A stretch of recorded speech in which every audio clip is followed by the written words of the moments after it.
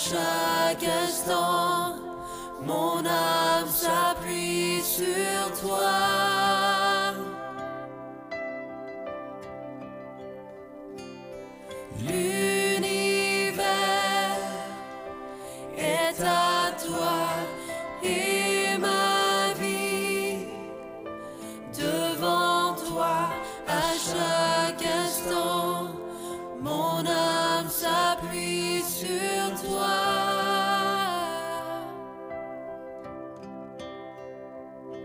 À chaque instant, mon âme s'appuie sur toi.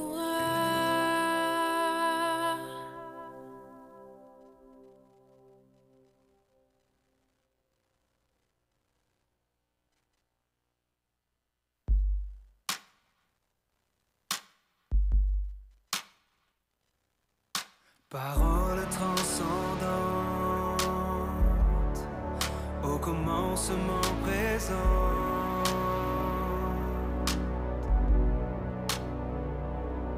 Divine parole, tu es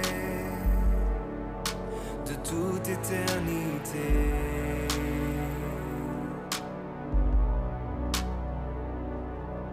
Parole immanente qui du ciel s'est détachée.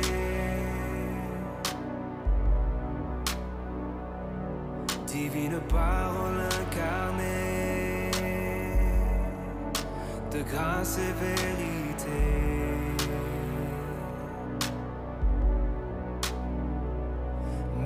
Messager d'espérance, soumis à la souffrance, Christ porta notre honte, en lui la grâce abonde.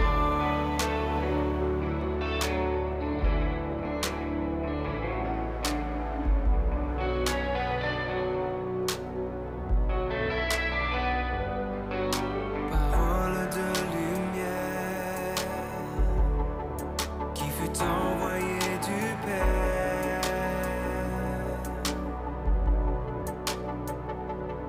Divine parole clouée, pour nous tu t'es humilié.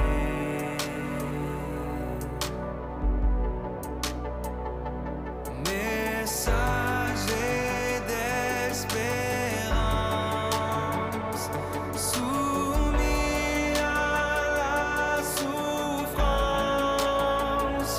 Christ porta notre honte, en lui la grâce abonde.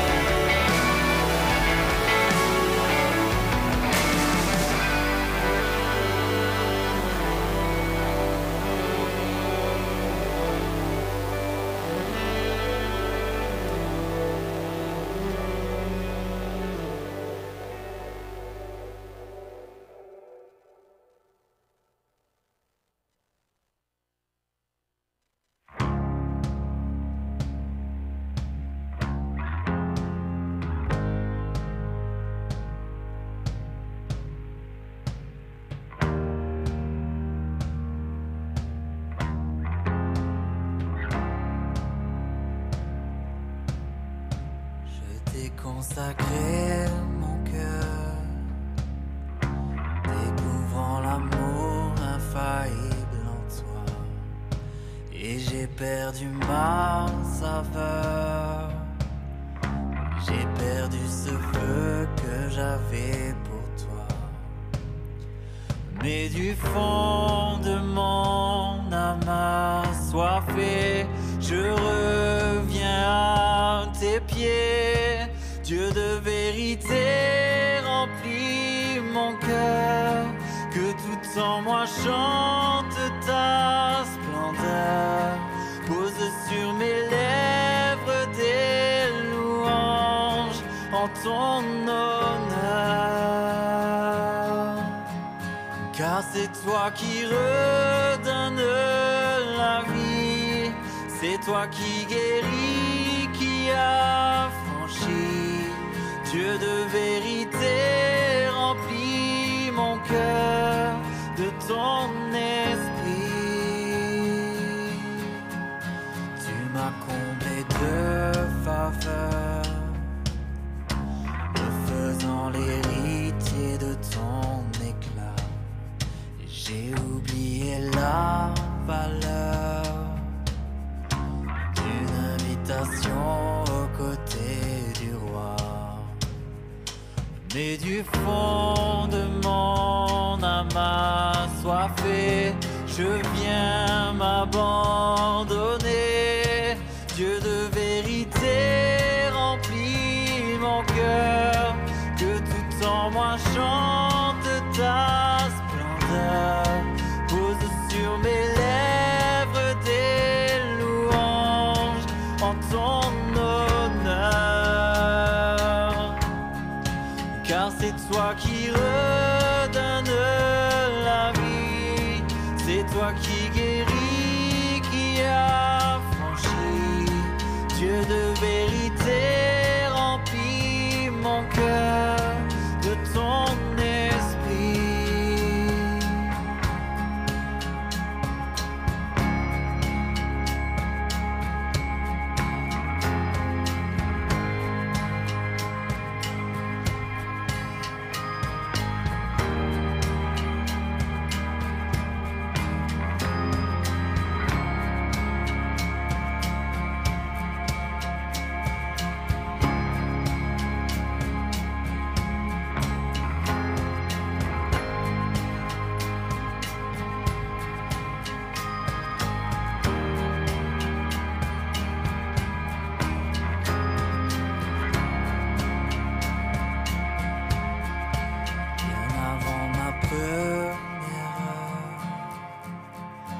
Tu avais choisi de mourir pour moi, même en voyant mes erreurs.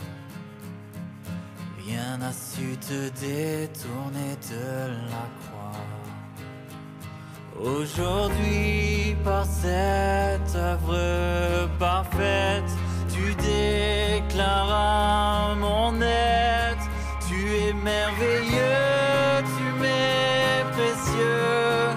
Reprends ton courage, lève les yeux. J'ai donné ma vie pour te sauver. Je suis ton Dieu. Dieu de vérité remplis mon cœur, que tout en moi chante ta splendeur. Pose sur mes lèvres des louanges en ton honneur. Car c'est toi qui redonne la vie, c'est toi qui guéris, qui a franchi. Dieu de vérité remplis mon cœur de ton esprit.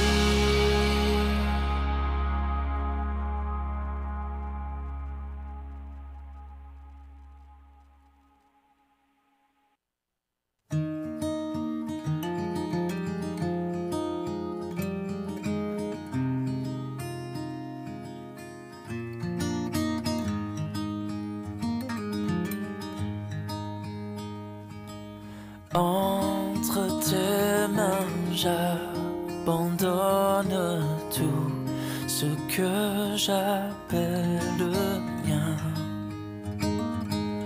Oh, ne permets à personne, Seigneur, d'en reprendre rien. Oui, prends tout, Seigneur. Oui, prends tout, Seigneur. Entre tes mains, j'abandonne tout avec bonheur.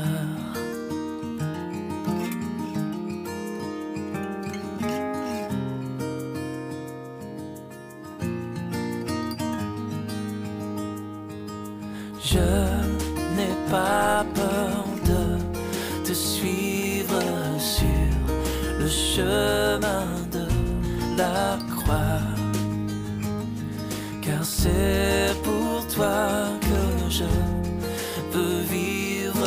Je connais, j'aime ta voix. Oui, prends tout, Seigneur. Bonjour, mon nom est Christian Paulus. Il me fait plaisir de vous souhaiter la bienvenue sur le site de diffusion de l'Église communautaire Mountain View. Chez nous, tous sont invités à découvrir Jésus et à entrer en relation avec lui d'une manière si transformatrice que nous voulons ensuite rayonner de son amour autour de nous. Si vous nous visitez pour la première fois, sachez que nous sommes un groupe de croyants multigénérationnels, passionnés par la personne de Jésus. Les personnes associées à notre Église sont à différentes étapes de leur parcours de foi. Mais pour nous, ce qui compte, c'est que chacun soit fortifié par l'Esprit de Dieu. Cheminez avec nous ce matin et vous verrez combien nous aimons chanter et partager les paroles inspirées que Dieu nous a données.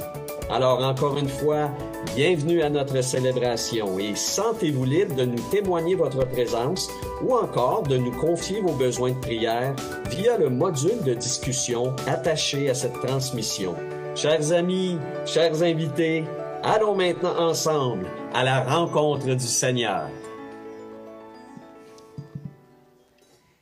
Bonjour Église communautaire Mountain View, bonjour à vous qui êtes ici, bonjour, bonjour à vous qui êtes en ligne. Je ne sais pas si vous saviez, en fait, c'est qu'en fin de semaine, il y avait la conférence Paradoxe et on a eu l'honneur cette année de l'avoir ici même dans l'Église. On était live de ce stage ici et puis... Si vous ne connaissez pas c'est quoi la conférence Paradoxe, c'est la plus grosse conférence du Québec pour les jeunes.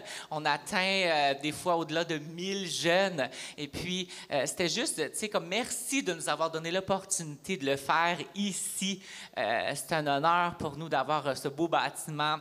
Cette équipe formidable en arrière de son, de technique, de caméra. On a la meilleure équipe du monde. Donc, je voulais juste vous remercier de nous donner l'opportunité. Puis ce matin, le premier chant nous dit « Jésus sauve ». Et puis, il y a un des versets qui nous dit que il nous libère même de plusieurs choses, de nos dettes. Il s'est chargé, il guérit, il restaure. Notre Jésus sauve. Alors, j'aimerais qu'on puisse le crier sur toutes les toits ce matin que notre Papa Céleste sauve.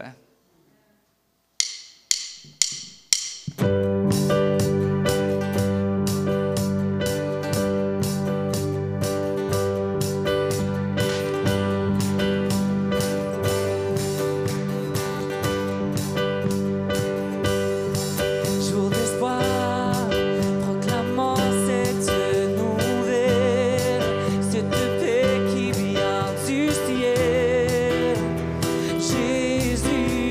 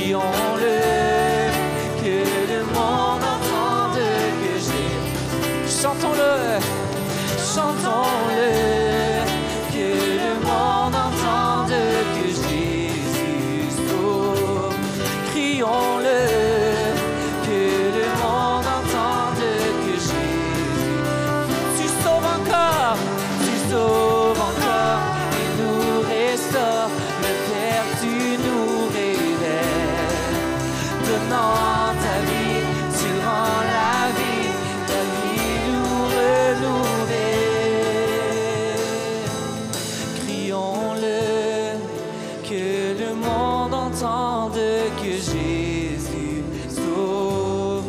Crions-le, que le monde entende que chantons, tu sauves encore et nous restaures. Le Père, tu nous révèles, donnant ta vie, tu rends la vie, l'esprit nous renouvelle. Crions-le, que le monde entende que Jésus sauve.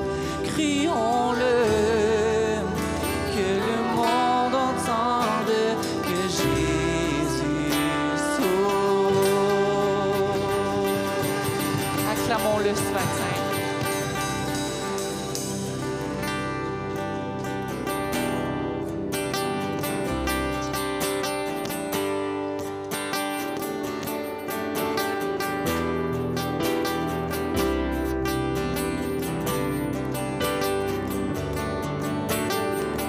Je n'oublierai aucune de tes merveilles.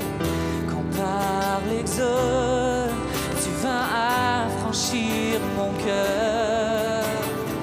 Tu m'as trouvé, libéré, ouvert la mer pour me délivrer. Oh Yahweh,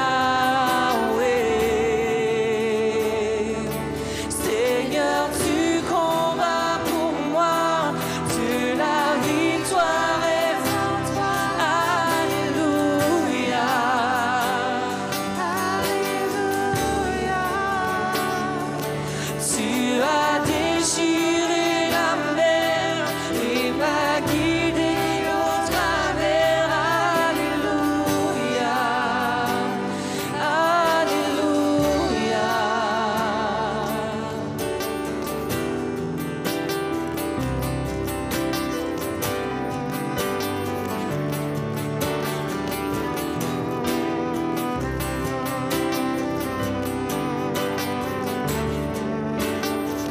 C'est ta nuée qui me guide dans la journée. Ton feu la nuit est une lumière à mes pieds.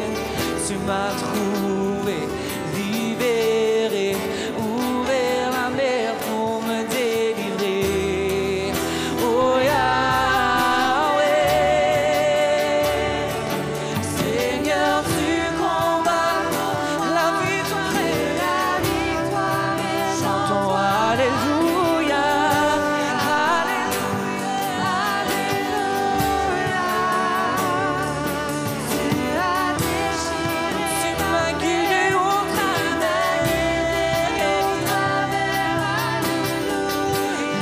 Alléluia, chantons Seigneur, Seigneur, tu combats pour moi.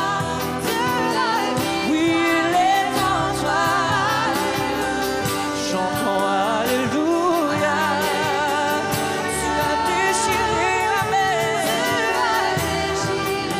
m'as guidé au travers. Chantons Alléluia, Alléluia.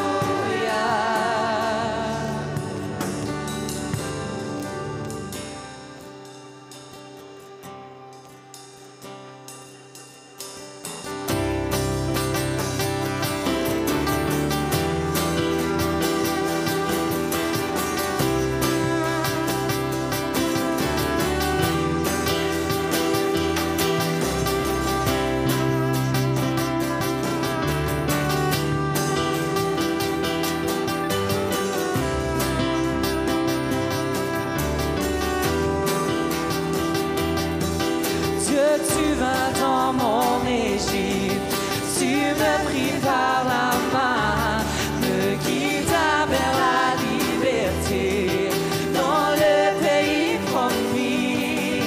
Jamais je ne t'oublierai, ton nom je chanterai, la mort m'a jamais emporté, par l'ardeur de ton amour. Dieu, tu vas dans mon Égypte, tu me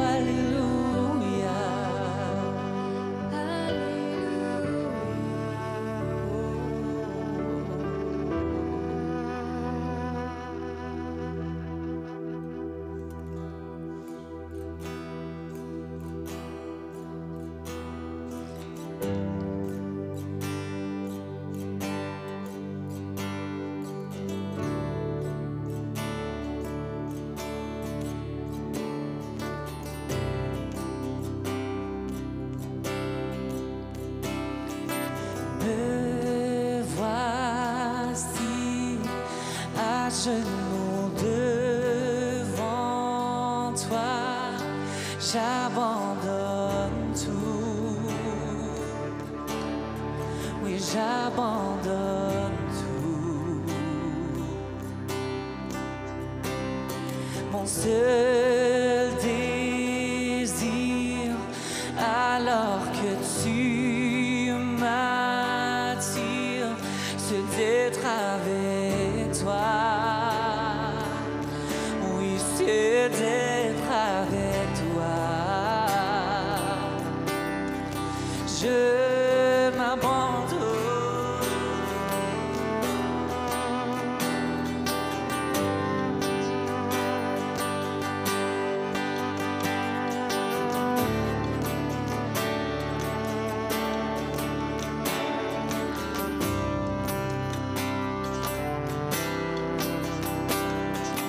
Par ta grâce, viens inonder mon âme. J'ai besoin de toi. Oui, j'ai besoin de toi. Mes bras ouverts, surentends ma prière. Parle à mon cœur, parle à mon cœur. Déclarons-le. Oui, je m'abandonne. Je m'abandonne. Je veux te connaître. Je veux te connaître. Chantons, je m'abandonne. Je m'abandonne. J'abandonne. Je m'abandonne. Je veux te connaître. Je veux te connaître. Chantons, tel un vent puissant, souffle maintenant. Tu viens régner en moi. Tel un ouragan, réveille-nous. Tu viens régner en moi. Chantons-tu, tel un vent puissant, souffle maintenant. Tu viens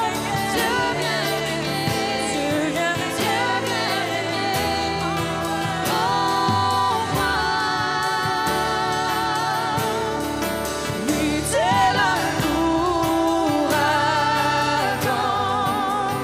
réveille-moi. Tu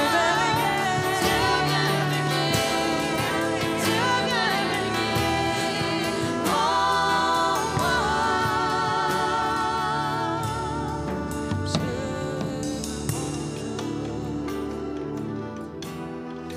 Je m'abandonne. Je veux te connaître plus. Je veux te connaître. Je m'abandonne.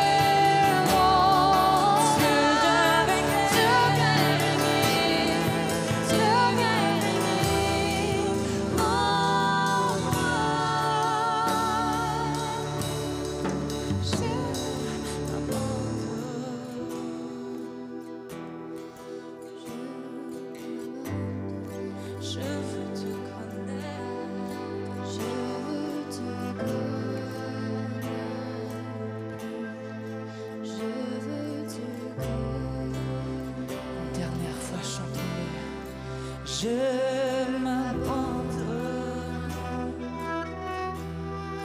je m'abandonne, je veux du commence, je veux du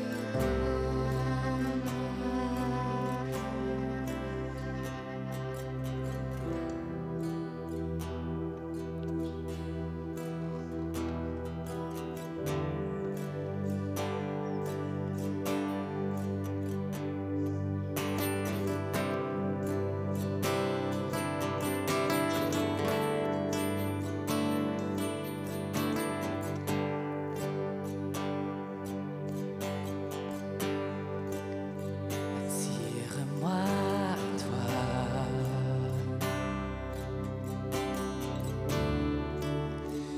Ne me laisse pas.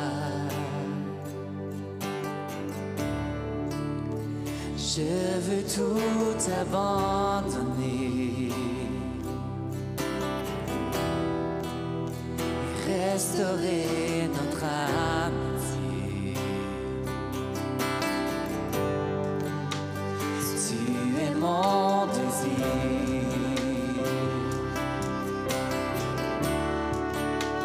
Je ne veux que toi.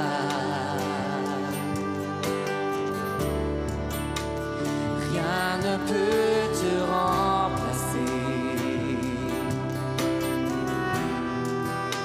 Dans tes bras, je suis rassuré.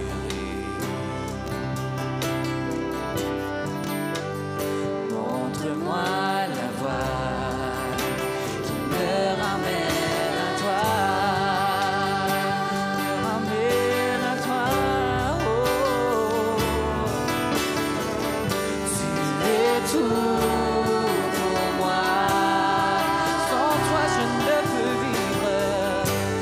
Sans toi, je ne peux vivre. Tu es tout. Garde-moi près. Garde-moi près de toi. Chantons, tu es tout pour moi. Tu es tout pour moi. Sans toi, je ne peux vivre. Tu es tout pour moi. Garde-moi près de toi. Garde-moi. Garde-moi près de toi. Une dernière fois. Garde-moi près de toi.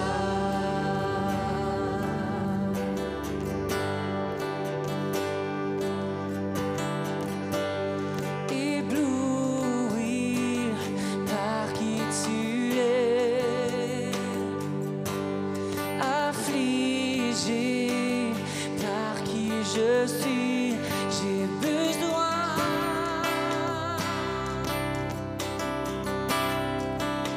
de ta grâce dans ma vie.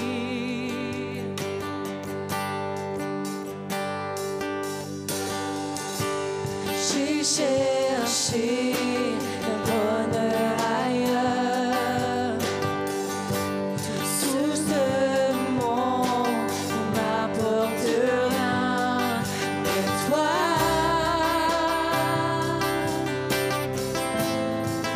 Toi, tu m'as donné ta vie. Chantons devant toi. Devant toi.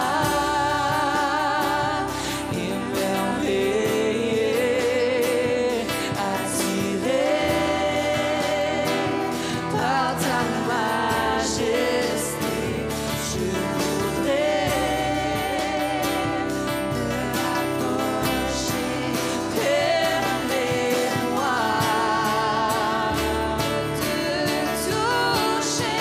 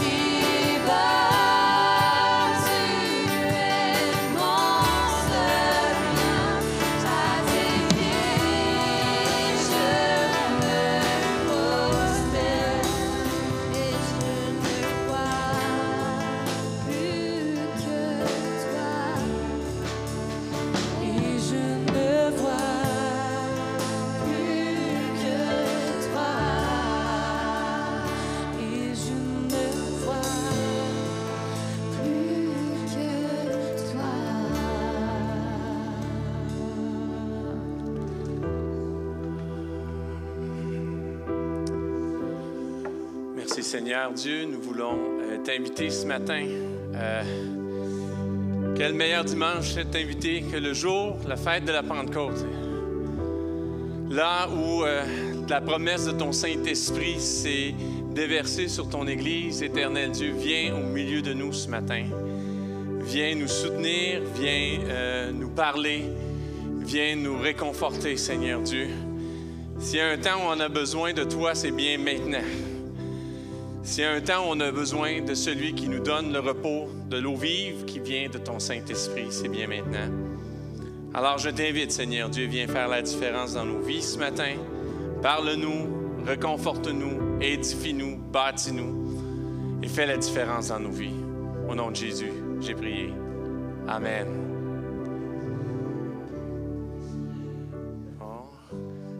Est-ce que c'est l'éclairage de Paradoxe? J'ai l'impression d'être en Floride, en train de toast. Ah, merci. Est-ce qu'on me voit bien quand même? Bon, c'est bien. Parce que moi, je ne vous voyais plus, là. Je voyais juste des ombres. Ce matin, il y a quelques gens dans notre assemblée. J'ose croire, je vais faire cette déclaration. J'ose croire que dans 2 dimanches, on tombe orange. En tout cas, on parlait tantôt, peut-être les terrasses ouvrent le vendredi, c'est pas clair le dimanche, ça se peut que ça soit juste à partir du 31. Pour ceux, dans 2 dimanches, on tombe orange, peut-être dans 1 dimanche, on tombe orange. Des bonnes nouvelles pour nous. Je pense que c'est quelque chose qu'on peut célébrer, sur lequel on peut se réjouir.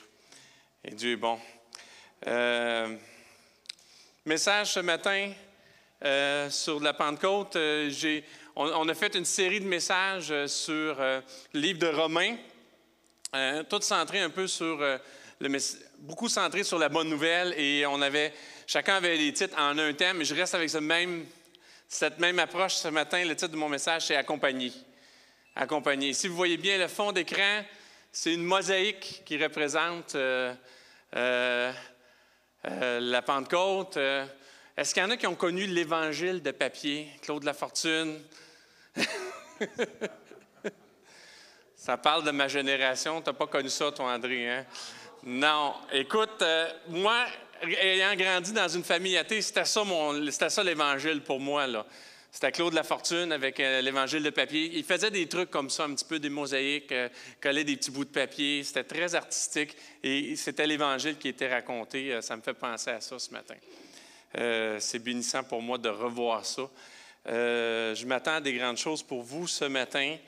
Je dois vous dire que je vous prêche pas dans une position de force, mais plutôt dans une position de faiblesse. Dimanche passé, je ne me sentais pas vraiment très bien. Cette semaine, je ne me sentais pas vraiment très bien.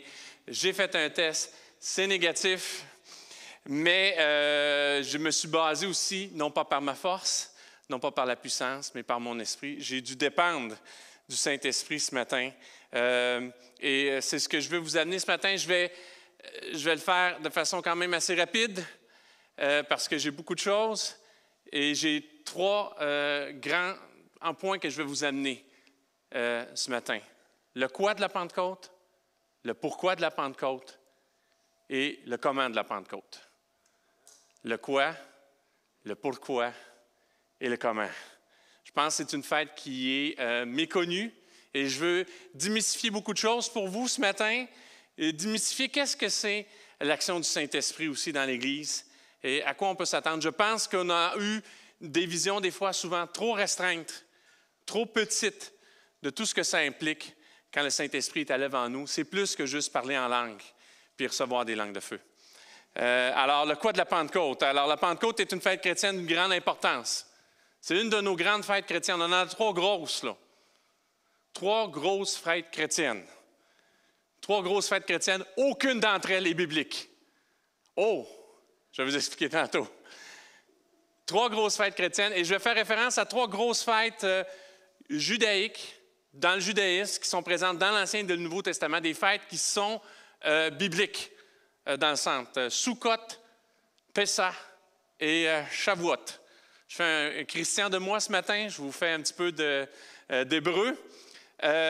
Sukkot, c'est la fête des tentes qui se passe à l'automne, septembre, octobre. fête des tentes, fête des tabernacles. Souvent, il y a des gens des Juifs pratiquants vont se faire une petite cabane à l'extérieur de la maison. Ils veulent se rappeler de ce temps-là d'Exode, la partie de l'Exode, entre le temps où ils ont quitté la servitude en Égypte et le temps qu'ils se rendent dans la terre promise en Israël. Ça, c'est cette fête-là, cette transition-là entre la servitude et la promesse, la terre promise. Sukkot, Pessah, la Pâque juive. Oui, il y a une Pâque biblique, la Pâque juive. Pessah, en anglais, le terme est plus clair, Passover. Passer par-dessus, c'est toute la liberté, c'est la liberté de la servitude. Et c'est toutes des images des choses à venir. Notre transition de notre vie passée à notre vie future, notre liberté de la servitude du péché, c'est l'ombre des choses à venir, le Pessah. Et Shavuot, qui est la fête des prémices, une fête agricole, une fête qui se passait dans la terre promise, Shavuot, qui est la Pentecôte, qui est traduit en grec par la Pentecôte. Mais ça, c'est la fête biblique, c'est la Shavuot, c'est une fête des premiers fruits. Une fête. Et on a ajouté par la suite une certaine tradition, on a fêté la loi dans la Shavuot, mais ça ne se trouve pas. La partie fêter la loi n'est pas l'aspect biblique de ça, c'est une tradition rabbinique qui a amené qu'on va célébrer la loi à Shavuot. Shavuot, c'est la fête des premiers fruits. Ça, c'est notre base. Ça, c'est les fêtes bibliques de l'Ancien et du Nouveau Testament. Peut-être vous ne le savez pas, mais dans le christianisme, on fête Noël. C'est nos grosses fêtes, hein? Noël, Pâques et Pentecôte. Aucune de ces fêtes-là, les fêtes chrétiennes de Noël, Pâques et Pentecôte, de la façon qu'on les fête, ce qu'elles symbolisent, aucun de ça n'est biblique. Aucun de ça n'est biblique. Ça n'empêche pas que ce sont des fêtes importantes. Ça n'empêche pas qu'elles marquent l'imaginaire de tous. Ça n'empêche pas qu'elles sont connues. La moins connue, celle qui a le moins d'importance, c'est la Pentecôte. Encore aujourd'hui, les gens savent quand c'est Pâques, savent quand c'est Noël, j'espère. Mais demande à quelqu'un qui n'est pas pratiquant, même à des catholiques un peu pratiquants, la Pentecôte, ça, il l'échappe souvent, celle-là.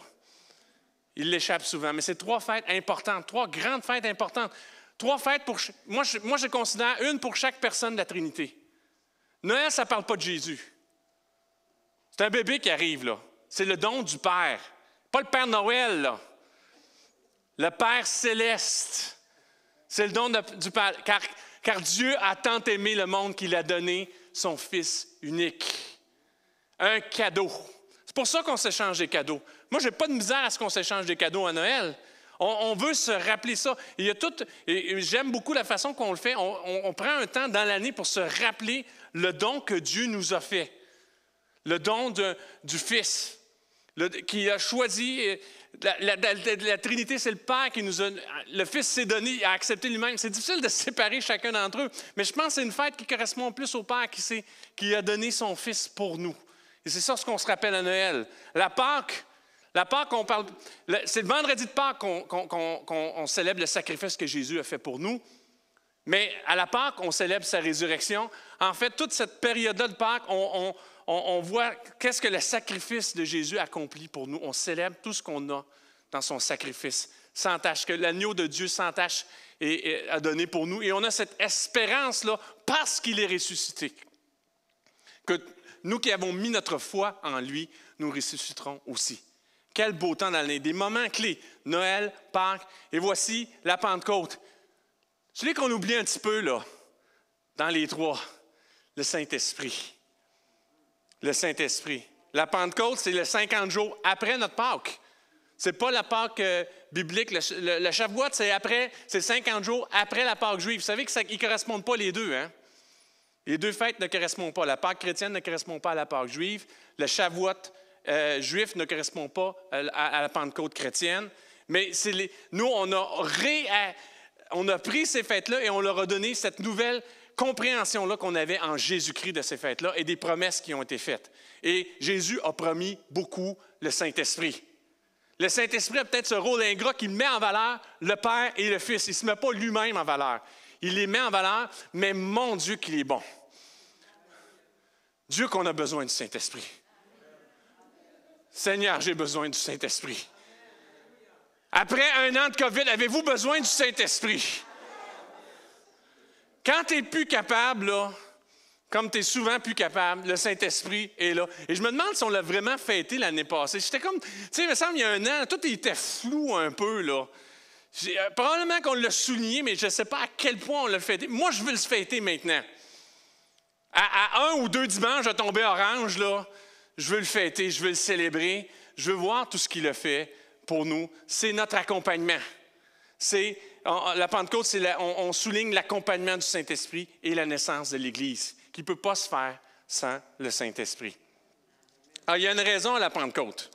Et ce que je peux vous lire, je vais vous lire dans l'Évangile de Jean, le 15e chapitre, le verset 26, dans la seconde 21. Et voici ce que Jésus explique.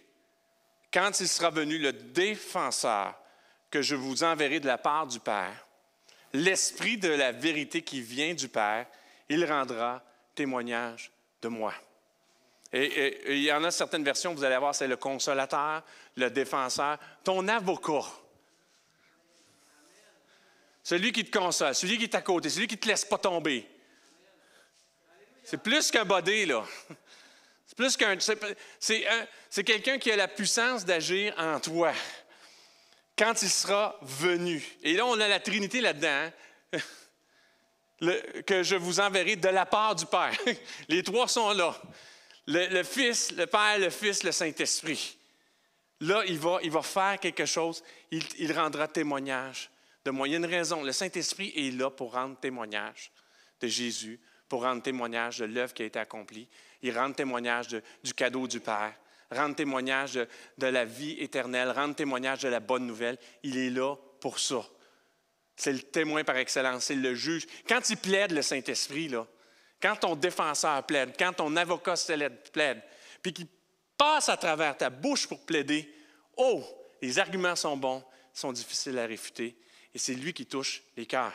C'est lui vraiment qui touche les cœurs. Il y a peut-être des mots qui sortent de ta bouche, mais c'est par l'action du Saint-Esprit que les cœurs sont touchés, que les témoignages prennent place. Alors, il y a une raison pour ça. Il y a une raison pour la Pentecôte. Il fallait que le Saint-Esprit soit répandu. Et il y a un besoin pour la Pentecôte, comme je vous l'ai dit. Galates 5, verset 16, dans la seconde 21 encore. Galates dans le Nouveau Testament. Épître aux Galates, chapitre 5, verset 16. « Voici donc ce que je vous dis.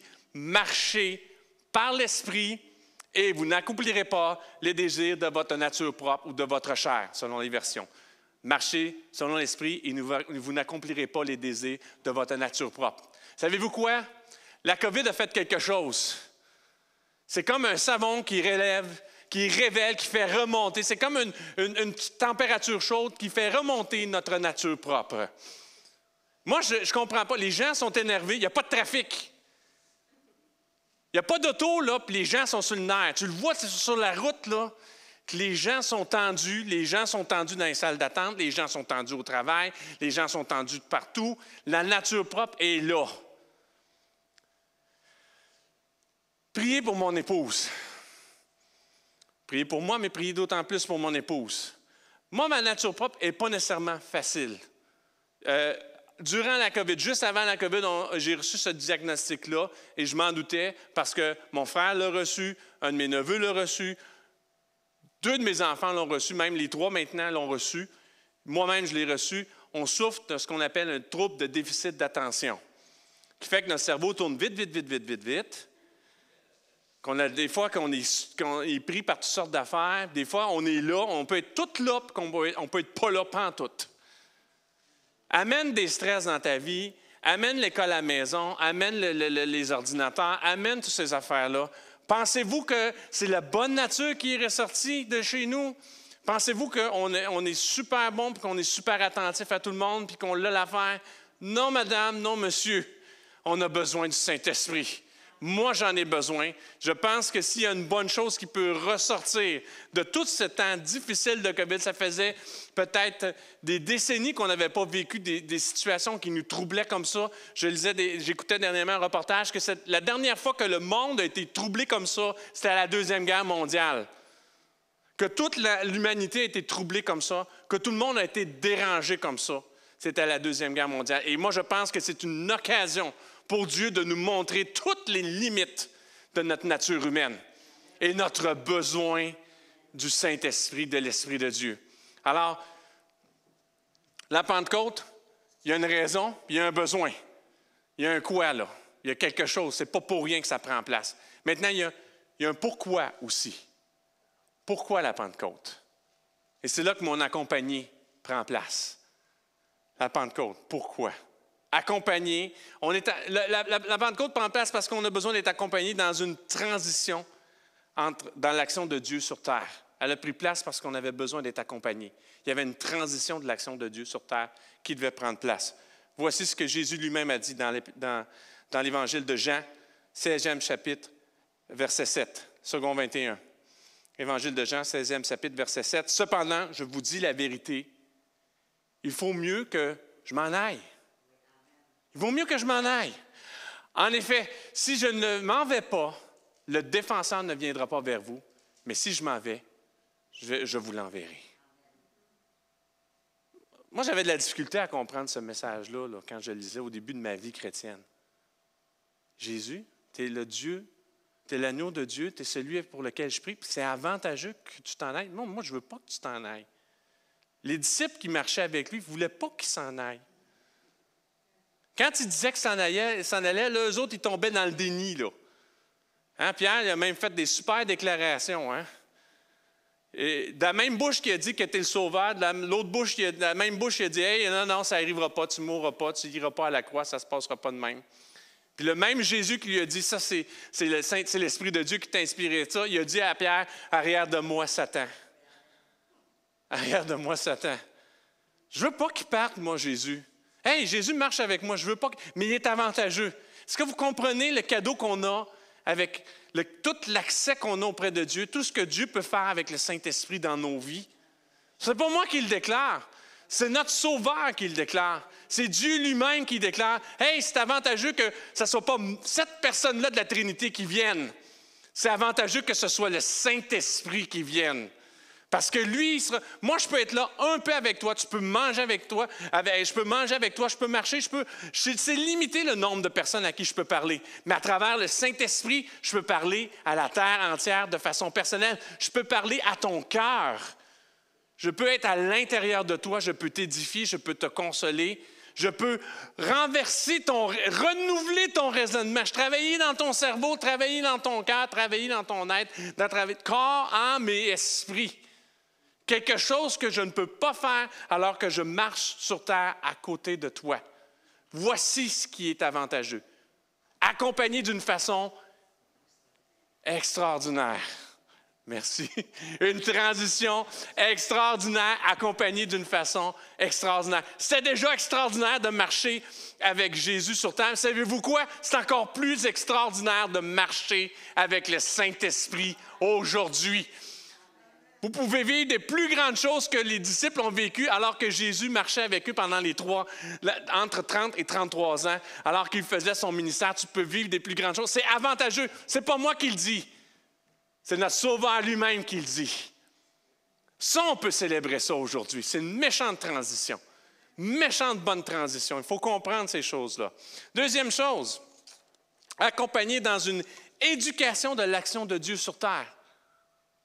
Les pentecôtistes, on a bien compris qu'il y avait une transition, une expérience de plus à vivre, hein? Qu'on pouvait vivre des choses puissantes avec le Saint-Esprit. Ça, on l'a bien compris. Mais je dois vous dire que sur cet aspect-là, l'éducation que le Saint-Esprit peut nous amener, on a encore des croûtes à manger, nous, comme pentecôtistes. Accompagnés dans une éducation de l'action de Dieu sur terre. Voici ce qui est écrit. Et là, je vais vous lire un passage que je vous ai lu tantôt. Je continue dans l'Évangile de Jean. Jean, 16e chapitre, verset 13. Et je vais lire aussi la dernière partie, 15e chapitre, verset 26b. Parce que c'est un peu très semblable, ces deux passages-là. Et la conclusion du verset 26 est la même à peu près.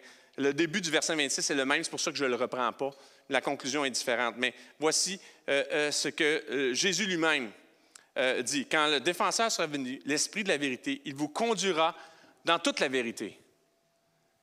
Car il ne parlera pas de lui-même, mais il dira tout ce qu'il aura entendu. Il vous annoncera des choses à venir. Il rendra témoignage de moi. Qui peut t'enseigner sur Dieu? Qui peut te donner des révélations profondes plus que le Saint-Esprit? On doit s'attendre à ça. Le Saint-Esprit, ce n'est pas juste des frissons, C'est pas juste des explosions, c'est pas juste des cris de joie, c'est pas juste du parler en langue, mais c'est des révélations profondes dans nos vies. C'est Dieu qui nous parle, tu rouvres la parole de Dieu, puis wow! Tu vois une autre dimension. Non seulement le Saint-Esprit t'éclaire sur la parole, il ouvre le livre de ta vie. Puis il te montre les bons chapitres, les chapitres barbouillés aussi, pour que tu puisses te dépouiller de ces choses-là. Je bénis Dieu qu'il m'a fait grandir dans l'humilité. Je suis tellement conscient de toutes mes faiblesses, tellement conscient de tous mes manquements. Et plus j'approche de Dieu par le Saint-Esprit, je suis comme Paul. Je commence à... Ouais, je suis pas mal bon, hein, je l'ai l'affaire. Hein. Je suis un des disciples, moi aussi, puis plus ça va, plus il me semble que je suis plus du côté du plus grand des pécheurs. Puis j'ai encore plus besoin de lui. Le Saint-Esprit qui nous enseigne, qui nous transforme, qui nous éclaire sur la parole, qui nous éclaire sur nous-mêmes, qui nous éclaire sur les autres, qui nous donne des paroles de vie, des paroles de sagesse. Est-ce que je peux m'excuser à mes enfants devant vous? Est-ce que je peux faire ça? Je m'excuse. Bon, Abigail me dit, est-ce que tu fais du prêchage ce matin? Oui, je fais du prêchage. C'est moi qui fais le prêchage ce matin, Abigail. C'est moi qui fais le prêchage, Zacharie. C'est moi qui fais le prêchage, Nathanaël. Excusez-moi, parce que souvent, j'aurais eu besoin du Saint-Esprit, puis je ne l'ai pas pris. Souvent, j'avais besoin d'être éduqué pour vous connaître, pour être un bon père pour vous. Puis moi, je me rends compte avec la COVID que j'atteins mes limites rapidement. Je n'y arrive pas tout seul. Ma propre sagesse est limitée. J'ai besoin d'être éduqué aussi pour savoir comment être non seulement un meilleur chrétien, un meilleur, mieux te comprendre, Seigneur Dieu, mais être un meilleur père, un meilleur représentant du Papa céleste, de celui qui m'a renouvelé et racheté. Est-ce que je peux vous demander pardon, mes enfants? Parce que ça n'a pas toujours été le cas. Je dois vous le dire. Ça n'a pas toujours été le cas. Mais encore là, dernièrement, je préparais ce message-là, puis il y a des choses qui m'énervaient tellement. Tellement. J'écoutais le sketch d'Yvon Deschamps sur les adolescents. Je disais, mon Dieu, qu'il y a tellement de vérité là-dedans. Mais en même temps, Yvon Deschamps, c'est pas Dieu, là. Puis Yvon Deschamps, on en rit, mais j'ai besoin du Saint-Esprit juste pour dire les bonnes paroles, juste pour les faire grandir, juste pour les guider dans tout ce qu'ils ont à faire et dans tout ce qui se présente dans leur vie. On doit être accompagné dans les affaires aussi banales que dans nos relations du jour le jour, dans nos relations de couple, et que j'ai besoin du Saint-Esprit. Et je bénis Dieu que mon épouse est remplie du Saint-Esprit, qui lui donne patience et du fruit du Saint-Esprit de la patience, parce que, mon Dieu, ça n'a pas été facile. La COVID n'a pas été facile, puis on n'a pas toujours été facile, je n'ai pas toujours été facile. Accompagné dans une éducation sur l'action de Dieu sur terre pour faire face à notre quotidien, faire face à ce qui prend place devant nous, puis peut grandir dans notre compréhension de Dieu. Accompagné dans une restauration par l'action de Dieu sur terre. Vous vous rappelez, je vous ai parlé de Sukkot, la fête des tentes? Jésus a fait une déclaration. Ces trois fêtes-là, c'était des fêtes de pèlerinage. Hein? Sukkot, Pessah et Shavuot, c'est des fêtes de pèlerinage.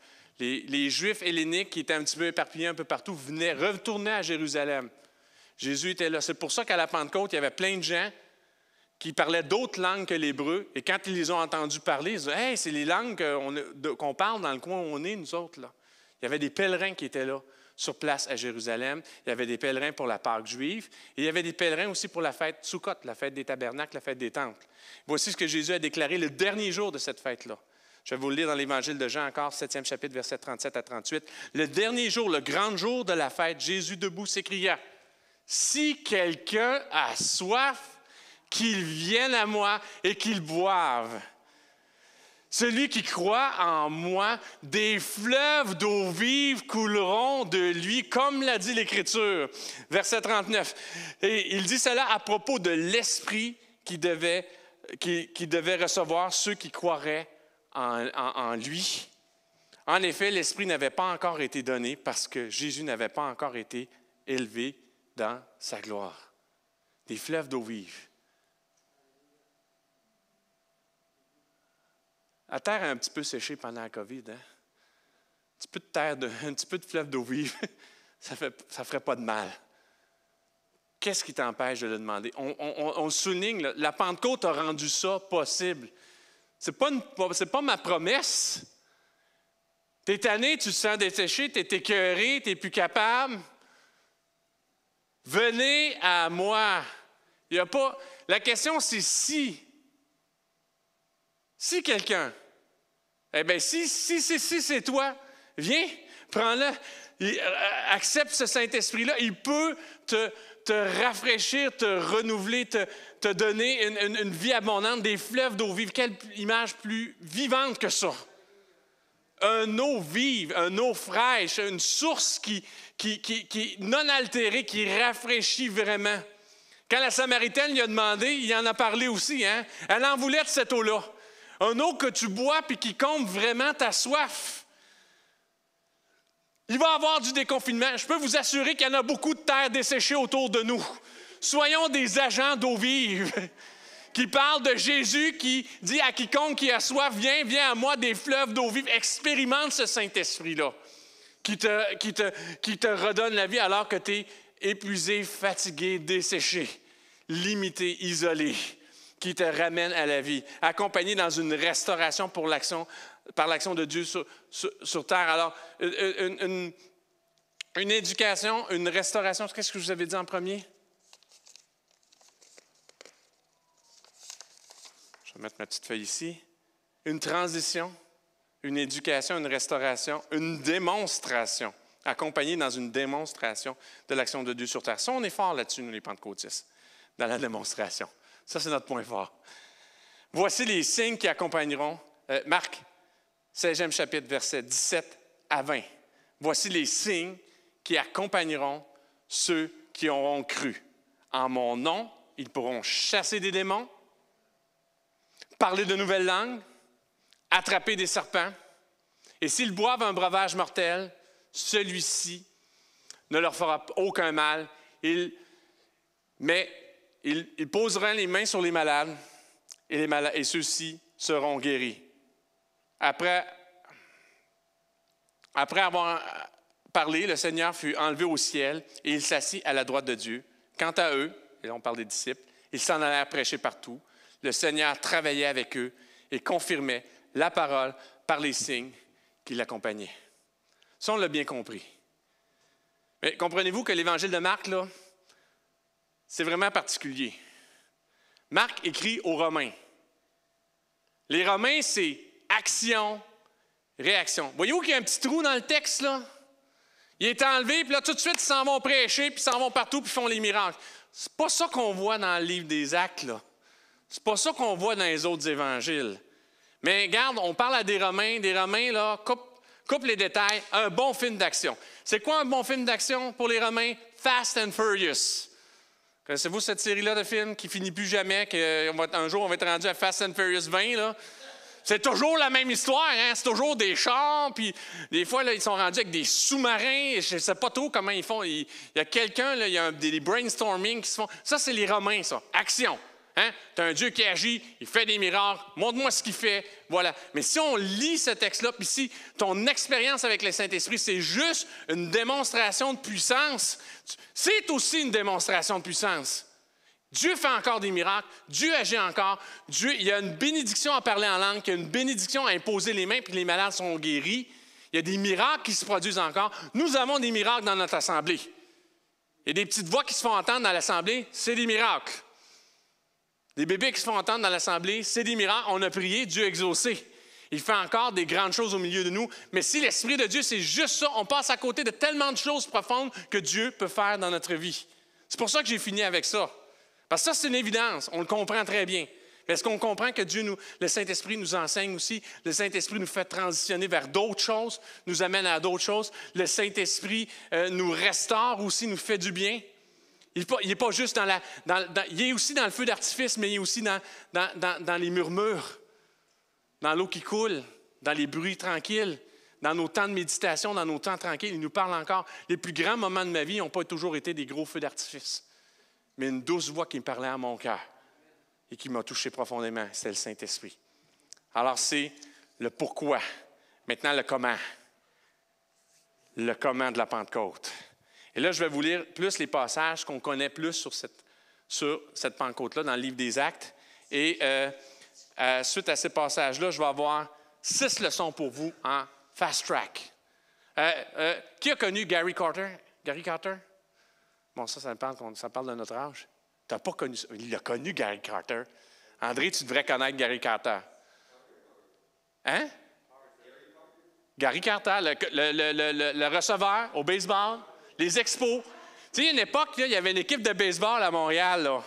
Les stades étaient pleins. C'était Gary Carter qui était receveur. Il était un des meilleurs receveurs au monde. J'ai des balles rapides pour vous. Gary Carter, un chrétien en passant. Hein? Gary Carter, un chrétien, des balles rapides pour vous qui va suivre le comment.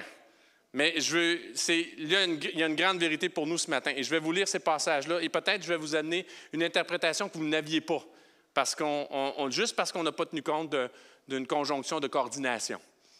Faire un petit peu de français ce matin. Alors, je vais vous lire dans le livre des Actes, le premier chapitre, puis aussi dans le deuxième chapitre, ce qui est la fin. Actes, premier chapitre, je vais vous lire du verset 4 à 8, où Jésus annonce cette Pentecôte-là, et au début du deuxième chapitre, quand elle prend place. Alors, Acte 1, verset 4 à 8. Comme il se trouvait avec eux, ça c'est Jésus, il leur recommanda de ne pas s'éloigner de Jérusalem, mais d'attendre ce que le Père avait promis. La Trinité, hein, ce que le Père avait promis. Ce que je vous ai annoncé, leur dit-il, car Jean a baptisé d'eau, mais vous, dans peu de jours, vous serez baptisés du Saint-Esprit. Là, il fait une annonce puissante, Jésus. Il leur annonce, wow, il y avait des petites choses qui prenaient place. Là. Et eux, ils avaient déjà goûté un petit peu à ce que c'était le Saint-Esprit. Hein. Ils les envoyaient, ils priaient. Quand ils les envoyaient, ils ont reçu une certaine dose d'onction, ils priaient, les gens étaient guéris. Là, vous allez recevoir un baptême, le baptême du Saint-Esprit. Ils s'attendent à des grandes choses. Il y avait toutes des attentes aussi pour Jésus. Hein. Ils s'attendaient que, quand ils l'ont accueilli à Jérusalem, c'était le roi des rois qui s'en venait, c'était le sauveur, il venait tout rétablir, il venait tout régler. Et là, ils ont vécu une grande déception. Ils n'ont pas compris. Il a été crucifié. Ils étaient tous partis. Là, ils l'ont vu ressusciter. Wow! Tu sais, c'est comme les montagnes russes. Là, wouh! Là, ils m'annoncent une autre affaire. Il y a quelque chose qui s'en vient. Ça y est, c'est de là. Ce qu'on attendait avant qu'il soit crucifié, là, c'est maintenant que ça va prendre place. Là. Ah oui, on s'attend à ça. Wow, le Saint-Esprit s'en vient. Voici ce qu'ils disent. En Acte 1, verset 6.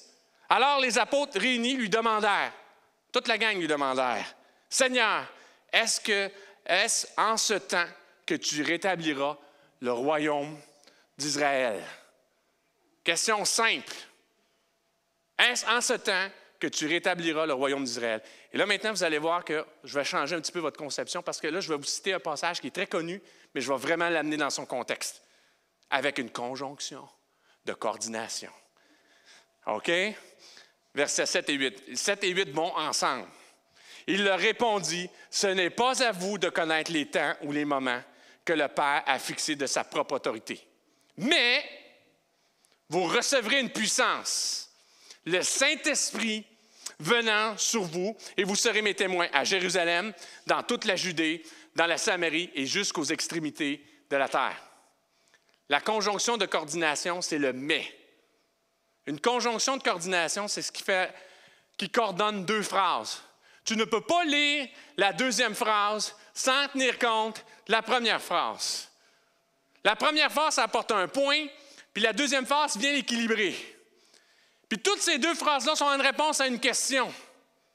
Une question sur « Hey, tu nous envoies une puissance. Jusqu'à quel point c'est puissant cette affaire-là? Là? Est-ce que ça vient régler toute chose? » Comprenez-vous, moi, j'ai présentement un problème. Je pense que beaucoup de gens dans le courant pentecôtisant, dans cette notion-là de royaume, amènent ça beaucoup trop loin. Parce que ça, c'est un passage qui est assez clair. Ils leur disent, « Hey, nous, on veut que ça soit ton royaume. » là. C'est une question déguisée, là, ce que les disciples font. Là. Tu sais, ce qu'on s'attendait, là, on veut que ça soit maintenant. Et là, Jésus leur dit, c'est pas à vous de décider, vous n'avez pas cette autorité-là. Comprenez-vous que quand le Saint-Esprit vient dans nos vies, on a des autorités, mais on n'a pas toute l'autorité. Il y a des choses qu'on peut faire, des grandes choses qu'on peut faire avec l'Esprit de Dieu, des grandes révélations. Et le danger, c'est beaucoup de gens qui ont vécu des grandes choses par rapport à Dieu, ont fait un naufrage par rapport à leur foi parce qu'ils ont commencé à prendre une autorité qui n'était pas la leur. Vous recevrez une puissance, mais vous recevrez une puissance. Le mais.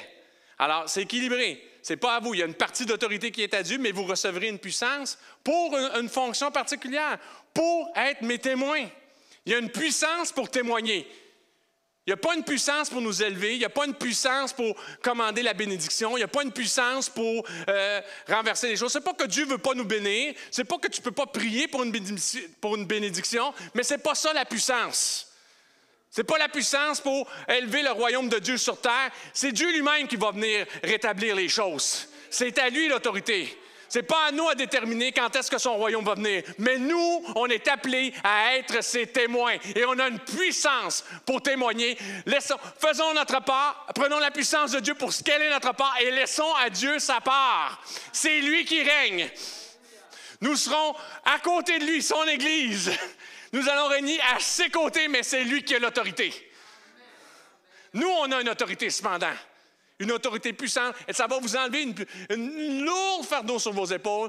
Il y a une puissance pour témoigner de toutes les façons possibles.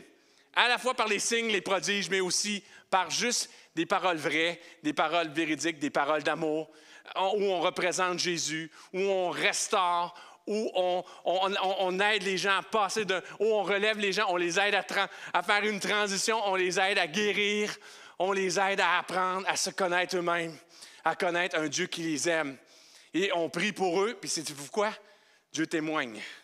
Et Dieu agit par la puissance du Saint-Esprit. Il y a cette puissance-là. Comprenez-vous ce passage-là? Combien de fois je l'ai entendu? C'est comme si on avait oublié le mais. Vous recevrez une puissance. Mais il est où le mais, là?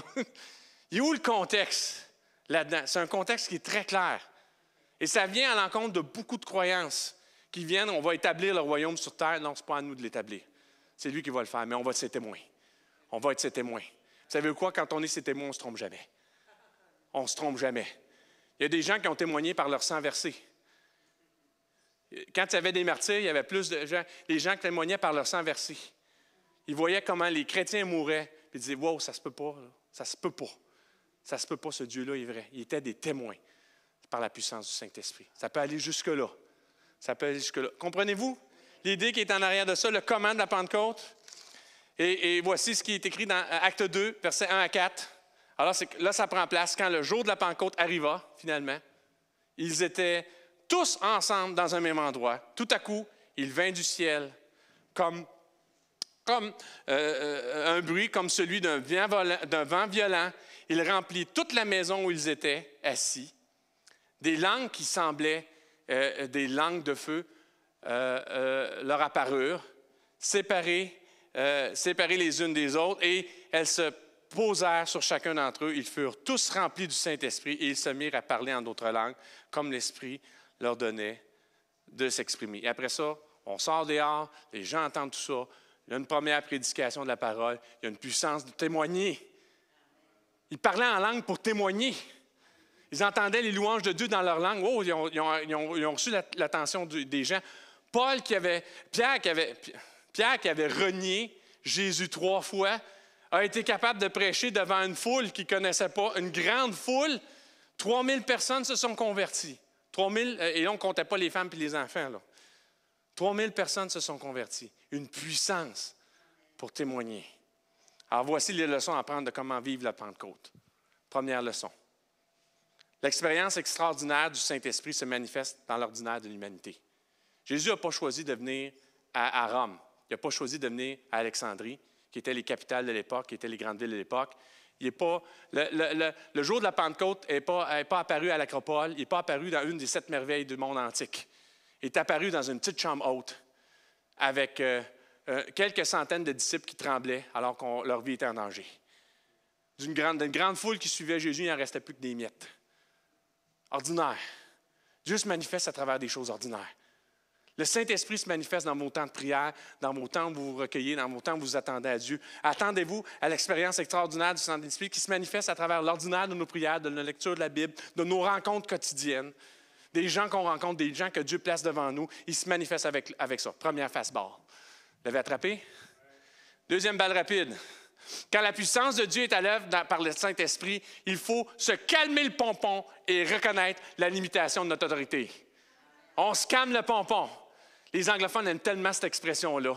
Ça n'existe pas en anglais. Moi, j'aime ça. C'est une belle expression d'hiver. Hein? Quelqu'un qui est énervé, il a sa tuque avec son pompon, puis il s'en va comme ça. Hey, moi, je l'ai l'affaire. Hein? J'ai la puissance de Dieu. Au nom de Jésus. Hey, wow, calme-toi le pompon. Tu as une autorité pour témoigner. Tu as une autorité pour aimer. Tu as une autorité pour élever, pour communiquer, pour représenter Jésus. Tu n'as pas l'autorité de renverser toutes les montagnes. Si tu peux déplacer les montagnes, c'est pour témoigner de Jésus, pas pour tes propres affaires. Combien de gens tombent dans ce piège-là de réclamer la puissance de Dieu pour des choses charnelles, pour ce qu'ils veulent, pour leurs désirs, pour leurs bonnes choses. La puissance de Dieu est là pour édifier, pour relever, pour toucher l'humanité, pour être un témoignage, pour représenter Jésus.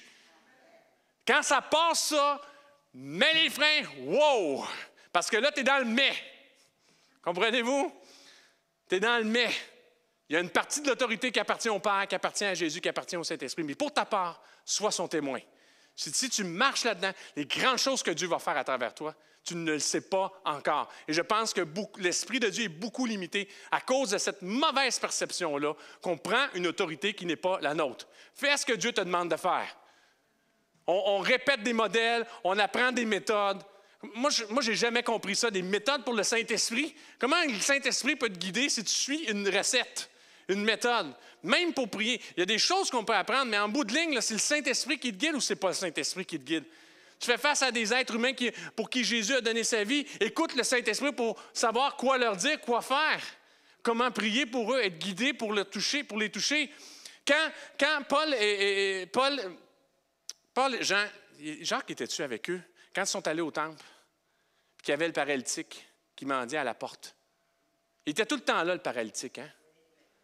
Ils ne l'avaient pas vu, ils ne le voyaient pas avant. Là, il était rempli du Saint-Esprit, puis ils l'ont vu ce matin-là. Puis là, il leur a demandé quelque chose. Là, on dit, on n'a pas ni or ni argent, mais ce qu'on a, on te le donne. Que ce soit un témoignage pour Jésus. Au nom de Jésus, lève-toi et marche. Puis ça a été un témoignage. C'est ça aussi, là, l'action du Saint-Esprit. Alors, on se calme le pompon. Deuxième face-barre. Troisième face-barre, troisième balle rapide. L'œuvre principale du Saint-Esprit est de nous permettre d'être un témoin efficace de tous les aspects de Jésus, ce que je vous ai dit. Tout. Son amour, sa patience, la guérison, un Dieu qui restaure, un Dieu qui t'aime, un Dieu qui relève, un Dieu qui t'adopte, un Dieu qui t'aime, un Dieu qui guérit, un Dieu qui fait des miracles, un Dieu de l'impossible, un Dieu qui t'a aimé au point de se donner lui-même pour toi, alors qu'il n'était pas obligé de le faire. Témoignant de toutes ces choses-là. Quatrième balle rapide. L'extraordinaire est fait d'une multitude de choses ordinaires. Et Dieu est plus concerné par l'aspect privé de nos vies que l'aspect public. Il y a des hommes de Dieu qui ont fait des grandes choses publiquement, mais qui ont été un échec privé terrible. Dieu a fait des miracles à travers eux, mais moi, je peux vous dire qu'en bout de ligne, leur bilan n'est pas dans le noir, malgré toutes les grandes choses qui ont été faites. Il est dans le rouge. Dieu est plus considéré par l'ordinaire. Est plus intéressé par l'ordinaire, le privé, ta relation avec ton épouse, ta relation avec tes enfants, ta relation avec les gens autour de toi. Tu pourrais faire le tour de la terre, prêcher à des millions, mais tu as un échec avec ton épouse, tu as un échec avec tes enfants, tu as un échec avec les gens autour de toi, tu es exécrable, tu es une prima donna, tu es l'homme de Dieu, l'onction, je ne me trompe pas, je prends une autorité qui n'est pas la mienne, je piétine les gens autour de moi. À quoi ça sert de gagner le monde si tu perds ton âme? Pour Dieu, c'est ça que Dieu veut, il est plus considéré. Il considère plus les choses ordinaires, les choses privées de ta vie, les choses, tes relations autour de toi, les personnes autour de toi. Et c'est là qu'on doit être rempli du Saint-Esprit. J'ai besoin d'être rempli du Saint-Esprit pour mes enfants, pour mon épouse. Par moi-même, je n'y arriverai pas. Je l'ai testé, là, puis la COVID me l'a rappelé qu'il n'était pas capable, le monsieur. Il n'était vraiment pas capable. Alors, c'était ma 4e balle rapide. 5e balle rapide. Il y a une progression sans raccourci dans notre expérience spirituelle, de Jérusalem jusqu'aux extrémités de la terre. J'ai de la misère, moi, avec les raccourcis. J'ai beaucoup de misère avec les raccourcis. Ce n'est pas parce que tu vas à l'autre bout du monde pour aller chercher l'onction de Dieu qu'elle va être là nécessairement. C'est comme si tu passais de Jérusalem aux extrémités de la terre. Ah, je vais prendre un raccourci, ça va aller plus vite. Or que souvent, le travail que Dieu nous fait est fait dans l'ombre, n'est pas fait à la lumière. Est fait à Jérusalem, est fait d'abord dans les petites choses de notre vie, dans les choses qui sont proches, dans les relations qui sont autour de nous, que loin, loin, loin, là-bas, là-bas, là-bas, là-bas. Ce n'est pas parce que tu t'en vas quelque part aux États-Unis, autour d'un grand ministère, dans cette grande école-là, que nécessairement l'onction va être là pour te recueillir. Il n'y a pas de mal, tu peux être conduit, être là. Dieu merci que mon épouse est venue ici au Canada. Et mon épouse a passé, elle a eu son Jérusalem dans sa propre famille, dans sa propre vie. Elle a fait cette progression-là par elle-même. Elle a eu sa Samarie. Elle est allée en mission en Afrique. Quand elle est arrivée au Canada, elle ne savait pas dans quoi ça s'embarquait. Si elle avait su, elle n'aurait peut-être pas venu. Non, je blague, là. Mais des fois, elle pense. Puis elle a raison, des fois, de le penser, parce que ce n'est pas toujours évident. Ce n'est pas parce que c'est loin et c'est grandiose que c'est plus nécessairement facile. Il y a une progression, il n'y a pas de raccourci. Prenez-le et tu peux bien te réjouir, tu peux faire des grandes choses à Jérusalem, à côté de toi, dans les personnes autour de toi. 5e balle rapide. 6e balle rapide et dernière balle rapide, avant que je vais inviter les musiciens à s'avancer. Pour finir, l'action du Saint-Esprit est universelle et se manifeste principalement dans les choses communes, dans la communauté. Est universelle. Ils étaient tous ensemble dans la chambre haute. Ils ont tous été remplis du Saint-Esprit. Ils ont tous goûté à ce que c'était être là. Il était dans une chambre haute, à Jérusalem, au milieu de nulle part. Il était oublié, sans importance, des gens sans grande autorité. Et puis Dieu les a touchés, dans des choses communes, dans des choses banales. Ils ont été remplis, puis ils ont bouleversé la terre entière. Ça marche comme ça. Ça marche comme ça. Dieu, c'est un Dieu grandiose pour ça. Des fois, c'est banal de prier. Des fois, c'est commun de prier. Ça n'a pas l'air grandiose. Mais la puissance de Dieu est à l'œuvre dans ces choses-là. Et Dieu nous bénit, Dieu nous édifie, Dieu nous bâtit à travers ça. Il y a quelque chose à aller chercher là-dedans. Et c'est mon désir pour vous que vous sachiez comment vivre la Pentecôte d'une façon simple, d'une façon commune, ensemble, en communauté, en nouveauté de vie. Que Dieu vous bénisse.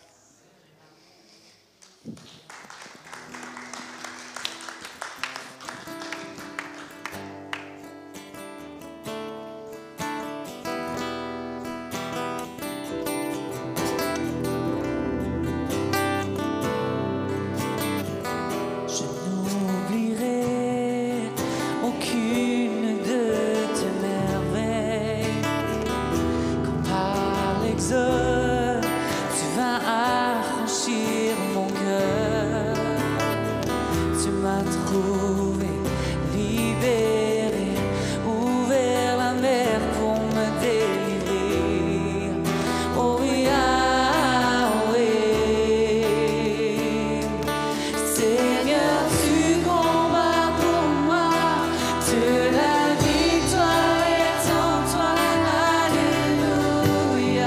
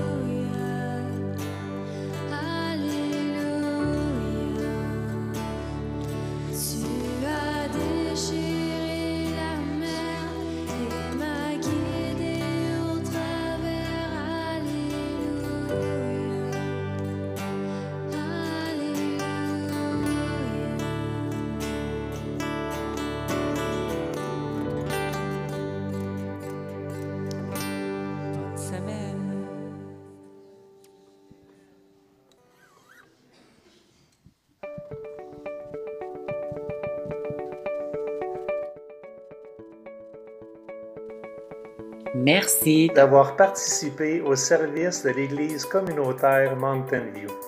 Quel plaisir de pouvoir louer Dieu avec vous ce matin.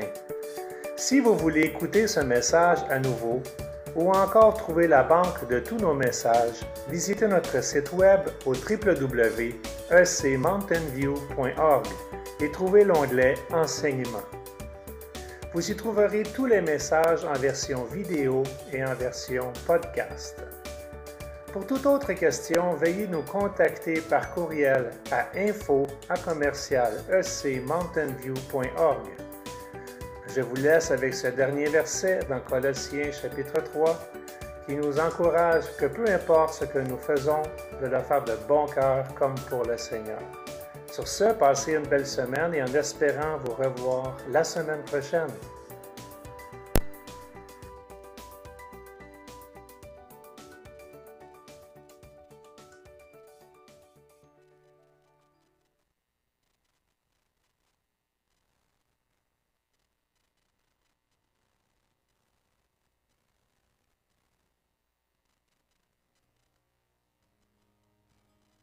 Entre tes mains, j'abandonne tout ce que j'appelle mien. Oh, ne permets à personne, Seigneur, d'en reprendre rien. Oui, prends tout, Seigneur. Oui, prends tout, Seigneur. Entre tes mains, j'abandonne tout avec bonheur.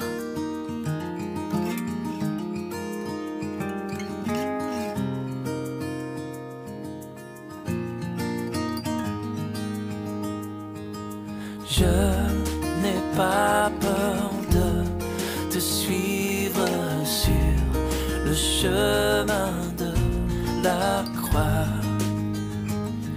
car c'est pour toi que je veux vivre. Je connais, j'aime ta voix. Oui, prends tout, Seigneur. Oui, prends tout, Seigneur.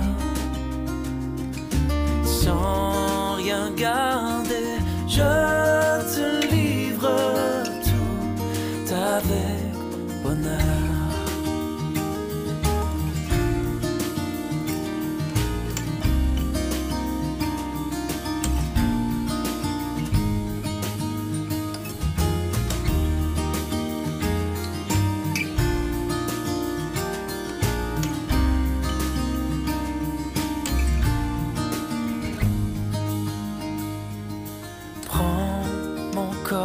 Et prends mon âme, que tout en moi soit à toi, que par ta divine flamme tout mal soit détruit en moi.